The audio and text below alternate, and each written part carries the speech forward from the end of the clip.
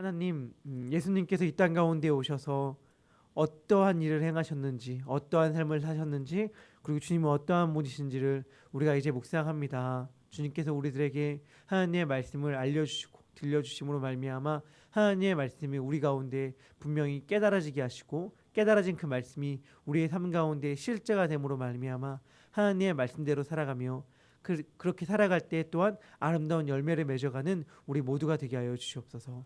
감사드립니다. 예수님의 이름으로 기도합니다. 아멘. 네, 벌써 2016년도 2월이 접어들었습니다. 시간이 참 빠르죠. 우리가 2월부터 묵상하고 있는 하나님의 말씀은 마가복음입니다. 마가복음은 특별히 서론이라고 할 수 있는 1장 1절부터 13절까지를 제외하면 크게 세 부분으로 나눌 수 있습니다. 1장 14절부터 8장 26절까지가 갈릴리와 그 주변 사역을 나누고, 8장 27절부터 10장까지 예루살렘까지의 여정에 대한 이야기가 나오고, 11장부터 마지막까지 예루살렘에서의 사역이 나와요. 예루살렘에서 하신 일. 다시 말하면요, 크게 세 부분으로 나눌 때 장소적 측면으로 나눌 수 있는데, 갈릴리 그리고 예루살렘으로 가는 길 가운데에, 그리고 예루살렘에서 세 부분으로 나눌 수 있습니다. 우리가 요한복음을 읽어보면 예수님께서 예루살렘에 예수님의 생애 가운데 몇 차례 방문하셨다는 것을 알 수 있어요. 그렇지만 마가복음은 그것들을 과감하게 생략합니다. 어제 한규선 목사님께서 설교 가운데 마가복음을 급한 복음서라고 설명해 주셨거든요. 곧, 즉시, 바로 이런 얘기들이 마가복음에 90번 정도가 넘게 나온단 말이에요. 마가복음은 매우 빨리 분명한 목적성을 지니고 써내려간 성경이기 때문에 매우 단순합니다, 사실은. 그래서 좀 복잡하지 않고 일부러 그 구조를 단순하게 만들었어요. 오늘은 그 단순한 이야기, 갈릴리, 여정, 예루살렘 가운데서도 갈릴리에서의 초기 사역에 대해 이야기하고 있습니다. 갈릴리에서의 사역을 시작하기에 앞서서 오늘 읽은 큐티의 본문은 서론의 부분의 내용을 포함합니다. 그것이 12절, 13절이에요. 성령이 곧 예수를 광야로 몰아내신지라. 광야에서 40일에 계시면서 사탄에게 시험을 받으시며 들짐승과 함께 계시니 천사들이 수종 들더라 하는 내용이 나오는데요. 이 내용은 예수님이 누구신가를 설명해 주는 말입니다. 우리가 말씀을 읽어나가면서 오늘은 예수님이 누구신가에 대해 좀 초점을 맞춰서 이야기를 들었으면 좋겠어요. 말씀을 가지고 내가 어떻게 살아야 할 것인가, 나는 어떻게 할 것인가에 집중을 하기보다, 물론 그 이야기도 생각해야 할 것점이지만 예수님은 어떠한 분이신가 하는 점 말이죠. 마가복음은요, 마가복음 1장 1절에서부터 예수님이 누구신지에 대해 분명하고 명확하게 얘기합니다. 어떻게 시작하냐면 하나님의 아들 예수 그리스도의 복음의 시작이니라, 이렇게 설명함으로써 예수가 이스라엘 민족들이 그토록 기다려왔던, 이스라엘 민족들이 그토록 고대했던 그리스도이며 동시에 하나님의 아들이라고 1장 1절부터 분명히 선언하는 것입니다. 그러면서 마가복음은 하나님의 아들로서 예수 그리스도에 대해 이야기를 합니다. 어제 본문을 통해서 마가는요, 예수님이 하나님의 아들이라고 밝혀 얘기하고 있습니다. 마가복음은요, 세례 요한이 등장하잖아요. 어제 본문 가운데 세례 요한에 대한 묘사를 할 때 엘리야를 자동적으로 떠올리는 이야기를 해요. 물론 복음서들이 다 그렇지만요. 즉 세례 요한을 이렇게 얘기하잖아요. 세례 요한에 대해 얘기할 때 1장 6절에서 요한은 낙타 털옷을 입고 가죽의 허리띠를 메고 메뚜기와 석청을 먹었다고 1장 6절에서 이야기를 합니다. 열왕기하 1장 8절을 보면 재밌는 이야기가 나와요. 당시에 이스라엘의 왕 아하시아가요, 난간에서 떨어져서 병에 걸립니다. 그래서 어떻게 하냐면 내가 낫겠는가 죽겠는가를 알기 위해서 에글론의 신 바알세부백에 가서 내가 나을지 죽을지를 한번 알아보고 와라라고 신하들을 보내요. 근데 그 신하가 딱 그걸 알아보기 위해서 길을 나서다가 한 사람을 만납니다. 그 한 사람이 갑자기 그 신하를 꾸짖어요. 너 가서 왕에게 전해라. 이스라엘에는 신이 없어서 너가 에글론의 신 바알세부백에까지 가서 네 병이 낫는지 고쳐 죽을지를 묻고자 하느냐? 네가 절대로 낫지 못할 것이라고 왕에게 가서 전해라 라고 이야기를 해요. 그 이야기를 받아들고 사자가 다시 왕에게로 들어갑니다. 사자는요, 자기의 이 말 한 사람이 누군지 몰라요. 그런데 왕이 묻습니다. 그가 어떻게 생겼느냐? 그러니까 이야기하죠. 그는 털이 많고 허리에 가죽띠를 띠고 있었습니다. 그러니까 왕이 얘기해요. 그 사람 엘리야다. 그러니까 즉 뭐냐면 엘리야의 외형적 모습이 당시 사람들 특히 왕에게는 되게 인상적으로 남아 있었는데 그 외형적 모습이 어떠냐면 털이 많고 허리에 가죽띠를 띠고 있었다는 거예요. 그런데 마가복음은 요한을 묘사함에 있어서 낙타 털옷을 입고 허리에 가죽띠를 띄었다고 이야기를 하잖아요. 즉 세례 요한의 모습을 보면서 엘리야의 모습을 자동적으로 떠올리게끔 하는 거예요. 그런데 말라기서에서 뭐라고 예언을 했냐면 메시아 여호와의 날이 오기 전에 엘리야가 먼저 올 것이라고 예언을 했잖아요. 즉 엘리야를 상징하는 세례 요한을 등장시켰으면 이제 이스라엘 민족들이 그토록 기다렸던 그리스도 하나님의 아들이 등장할 것임을 예고한다는 것이죠. 특별히 또 어떠한 말씀이 그것을 확증하냐면 세례를 받는 장면 가운데서 확증합니다. 예수님이 왜 세례를 받습니까? 예수님은요 지금 이스라엘을 대표하는 자로 세례를 받고 있는 것이거든요. 이스라엘 민족들이 출애굽할 때에 모세가 이스라엘 백성들을 이끌고 출애굽할 때 이 사건을 가리켜서 고린도전서 10장에서 사도 바울은 이스라엘 백성들이 세례를 받은 사건이다 라고 이야기를 합니다. 하나님의 말씀에 의거하여 애굽으로 내려갔다가 애굽에서 올라온 예수 그리스도는 여기서 지금 세례를 받음으로 말미암아 하나님의 아들로서 이스라엘로서의 역할을 지금 다시금 행하고 있는 거예요. 즉 이스라엘이 첫 번째 언약을 하나님과 맺었는데 실패하였는데 예수 그리스도는 다시금 하나님과 맺은 언약을 홀로 지켜나감으로써 이스라엘과 맺은 언약이 유효하게끔 하는 모습들을 지금 보이고 있는 것이죠. 특별히 그러한 모습을 보일 때에 하늘에서 어떠한 음성이 들려집니까? 이는 내 사랑하는 자요. 마가복음 1장 11절에 보면 이렇게 얘기하죠. 너는 내 사랑하는 아들이라 내가 너를 기뻐하노라. 넌 내 아들이라는 것을 마가복음에서 분명히 밝히고 있잖아요. 출애굽한 이스라엘 백성들의 목적이 무엇이냐면 하나님께서 그들을 내 장자로 삼기 위해서 불렀다고 이야기를 하고 있거든요. 즉 여기서 예수님께서는 이스라엘 전체를 대표하는 하나님의 아들로서의 일을 행하고 있는 것입니다. 오늘 본문은 그리스도를 광야 가운데로 이끌어 가신 분은 성령이시다 라고 이야기를 합니다. 이스라엘 민족들이 출애굽한 이후에 광야 생활을 보냈을 때에 성령님께서 그들과 함께 하시며 그들을 보호하셨거든요.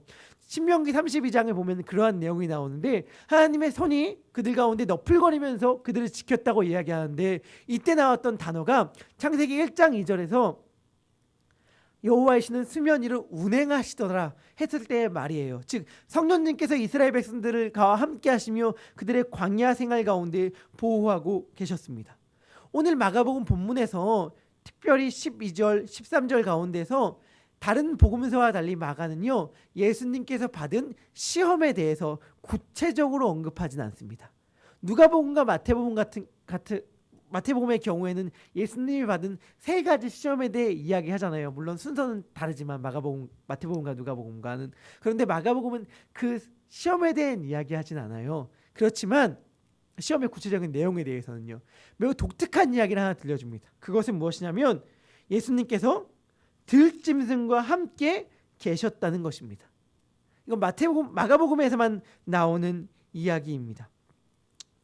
마가복음에서 예수님이 들짐승과 함께 계셨다는 내용들을 출애굽한 이스라엘 백성들이 광야의 짐승의 위협 가운데 있었고 특별히 시편 91편에선 천사들이 짐승 가운데에서 이스라엘을 보호하였던 내용들이 시편 가운데 노래되어지는데 그것들을 봤을 때 들짐승의 위협 한가운데서 예수 그리스도가 천사로 말미암아 보호함을 입었다라고 읽을 수도 있겠지만 사실은 그렇게 읽다기보다는 예수 그리스도와 들짐승이 함께 평화로이 공존하는 모습으로 읽는 것이 더 맞는 것 같습니다. 왜냐하면 여기에서는요 독특한 표현 함께라는 표현이 쓰였거든요. 함께라는 표현을 어떻게 쓰냐면요 에덴 동산에서 아담이 처음 죄가 들어오기 전에 거기 짐승들과 함께 평화롭게 지냈던 시절이나 아니면 이사야서에서 새 하늘과 새 땅이 이 땅 가운데 임하였을 때에 많은 사나운 짐승들도 더 이상 사납지 않고 평화로이 공존하는 모습들을 보여주잖아요.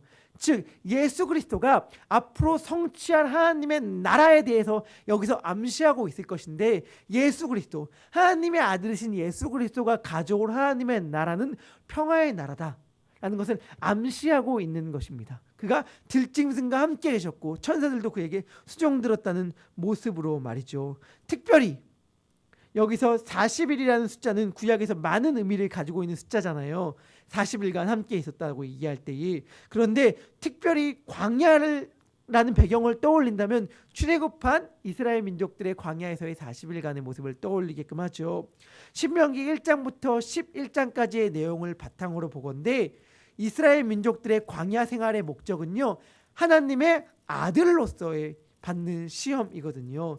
즉 예수님께서는 하나님의 아들로 지금 존재하고 계시며 예수님께서는 하나님의 아들이 가져올 나라가 어떠한 나라인지를 지금 마가복음 1장 12절 13절은 이야기하고 있는 것입니다. 그 나라는 평화의 나라입니다.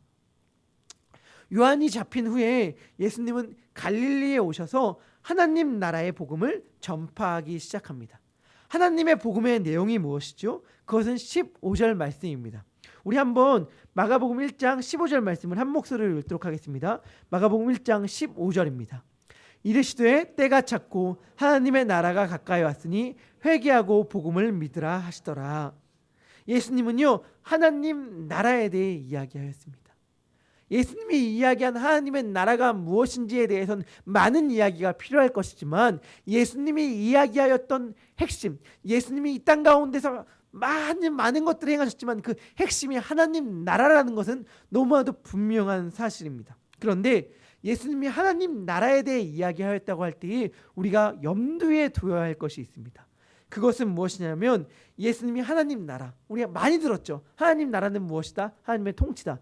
예수님이 하나님의 나라, 하나님의 통치에 대해 이야기하였을 때에 그는 자기와 예수님 자신과 예수님의 이야기를 듣던 청중들, 이스라엘 민족들이 이 이야기를 너무나도 잘 알고 있었다는 것을 알았다는 거예요. 즉 생뚱맞은 전혀 모르는 이야기를 했던 것이 아니라 모든 사람들이 너무 잘 알고 있었던 이야기를 했던 것이죠. 본인이 하나님의 나라 이 단어만 딱 이야기해도 모든 사람들이 자동적으로 떠올릴 그 내용들에 대해 예수님은 이야기하고 있던 것입니다. 즉 예수님이 하나님의 나라라는 표현을 사용했다는 것은 자기의 이야기를 듣는 사람들이 자기가 평소에 이스라엘 민족들이 생각했던 하나님의 나라를 자동적으로 떠오르게끔 유도하신 거거든요. 나는 너희들이 잘 알고 있는 것에 대해 얘기하고 있어. 내가 얘기하는 건 생뚱맞은 것이 아니고 처음 듣는 것이 아니야. 너희들이 너무 잘 알고 있는 것에 대해 이야기하고 있어 라고 예수님은 말씀하신 거예요. 그런데 두 번째 염두에 두어야 할 것은 무엇이냐면 예수님이 그들이 너무 잘 알고 있었다고 생각하는 그 이야기를 가지고 완전히 뒤엎는 이야기, 그들이 한 번도 생각해보지 못한 방식으로 이야기를 펼쳐나갔다는 거예요. 너희들 너무 잘 알고 있는 이야기가 사실은 너희들은 아무것도 모르고 있는 거야. 너희들 너무나도 너희들 잘 알고 있다고 생각하지만 실제로 모르고 있는 거야. 진정한 하나님의 나라는 이러한 것이야 라고 예수님은 이렇게 말씀하셨다는 거예요. 당시에 이스라엘 민족들, 유대인들이 믿었던 하나님의 나라는요, 하나님이 왕이신 나라입니다. 이걸 매우 구체적으로 이야기할 수 있겠지만 간단히 말하면 하나님이 왕이실 때 이 온 세계가 제 자리를 찾아간다고 믿었던 거예요. 그들이 근데 믿었던 제 자리는 무엇입니까? 이스라엘이란 나라가 온 세계의 중심이 되고 여호와 신앙이 온 세계의 종교가 되고 모든 나라와 열방들이 하나님께 예배하기 위하여 예루살렘, 그러니까 이스라엘 가운데도 중심인 예루살렘에 올라오는 것, 그들의 이것이 하나님의 나라요, 하나님의 통치라고 믿었습니다. 그런데 예수님께서는 하나님의 나라에 대해 이야기하면서 그들이 믿었던 거랑은 정반대의 방식으로, 그들은 전혀 예측할 수도 없는 방식으로 하나님의 나라를 이야기하고 계십니다. 그리고 온 삶 가운데 이것을 성취하셨습니다. 예수님께서 과연 이 나라가 어떠한 나라였는지, 그리고 이 나라를 어떻게 이루어 가셨는지는 이제 마가복음을 보시면서 읽어 나가실 터인데, 특별히 예수님께서는 그 나라에 대한 이야기를 시작하면서 이렇게 말씀하셔요.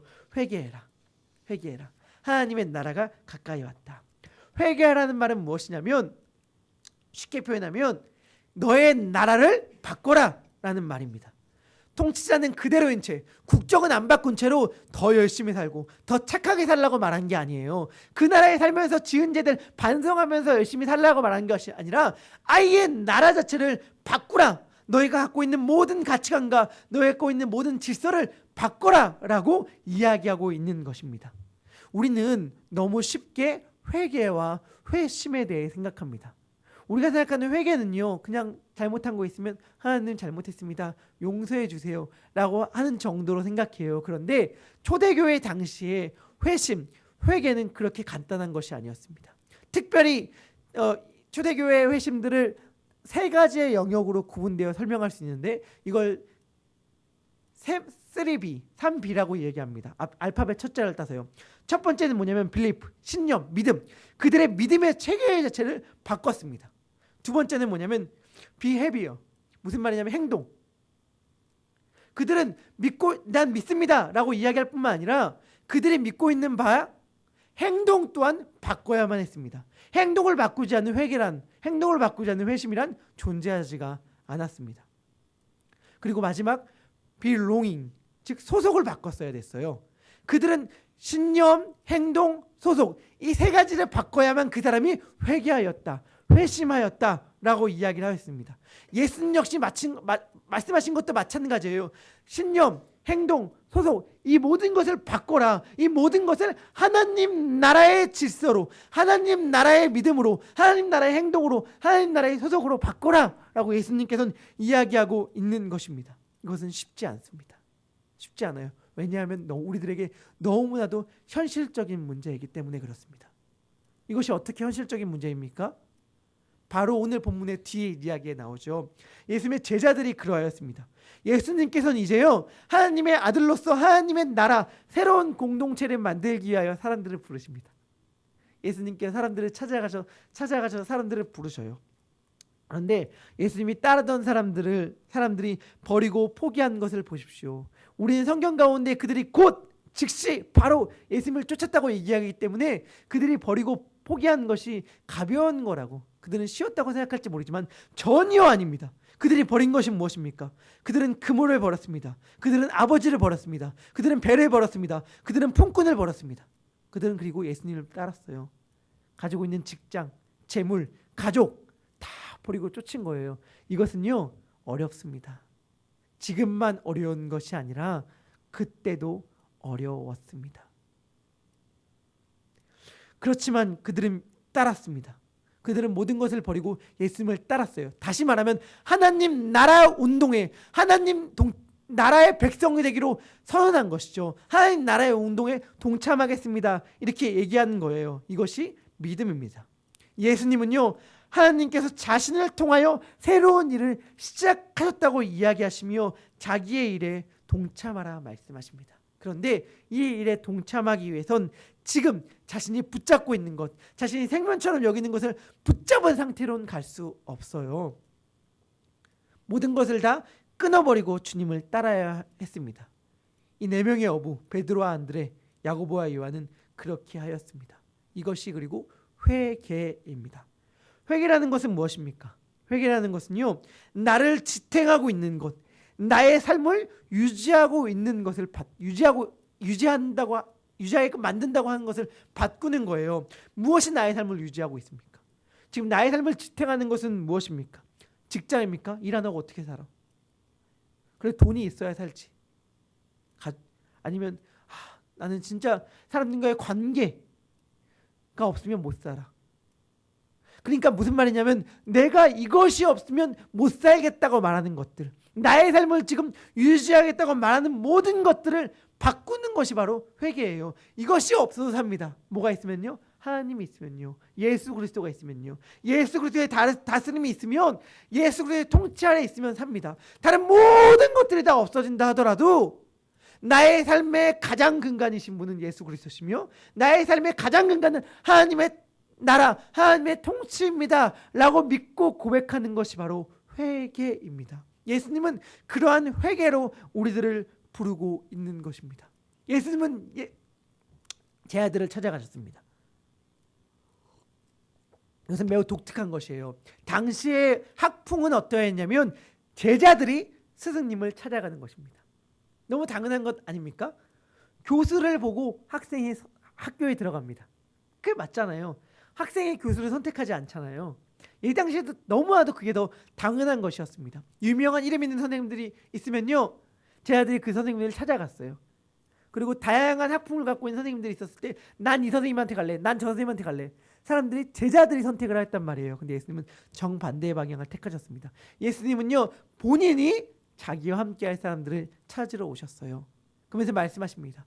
내가 하나님의 나라를 시작하려고 하는데, 나로부터 이제 하나님의 나라가 시작될 터인데 나와 함께하지 않겠니? 라고 말씀하십니다.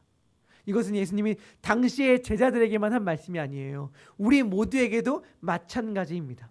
지금 우리가 이 땅을 살아가고 있을 때 예수님은 끊임없이 우리들을 찾아오시면서 말씀하십니다. 하나님 나라의 백성으로 동참하지 않겠는가? 하나님 나라의 백성으로 살아가지 않겠는가? 하나님 나라의 백성의 삶을 살아내지 않겠는가? 우리들에게 말씀하시는데 우리들은 너무 쉽게 대답하죠. 네, 그럼요. 너무 좋아요. 우리 이미 그렇게 살아가고 있는걸요. 그렇지만 오늘 말씀은 이렇게 얘기해요. 그것은 단순한 말이나 신념의 영역을 넘어서는 거라고 얘기하는 것이거든요. 하나님 나라는요, 믿음과 행동과 소속을 동반합니다.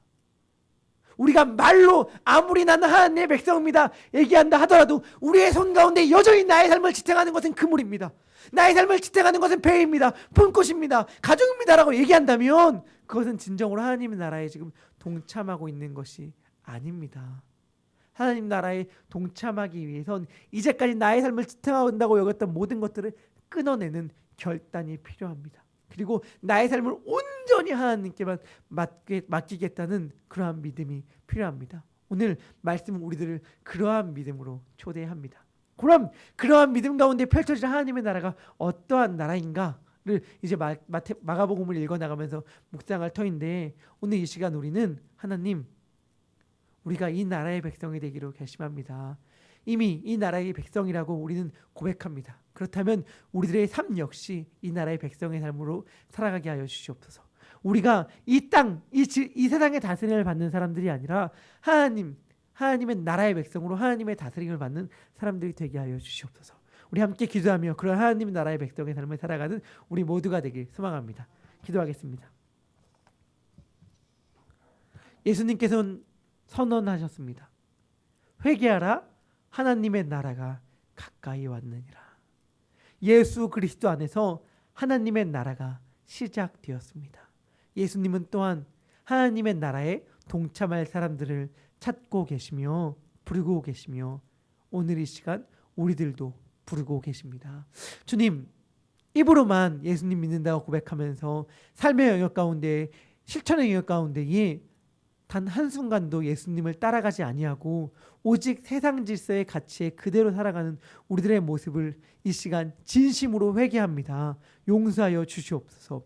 우리들의 믿음의 영역과 행동의 영역과 소속의 영역, 모든 영역 가운데에서 하나님 나라의 백성이 되게 하여 주시고, 그러함으로 말미암아 예수 그리스도가 만든 하나님의 나라가 우리들의 삶 가운데 이루어지게 하여 주시옵소서.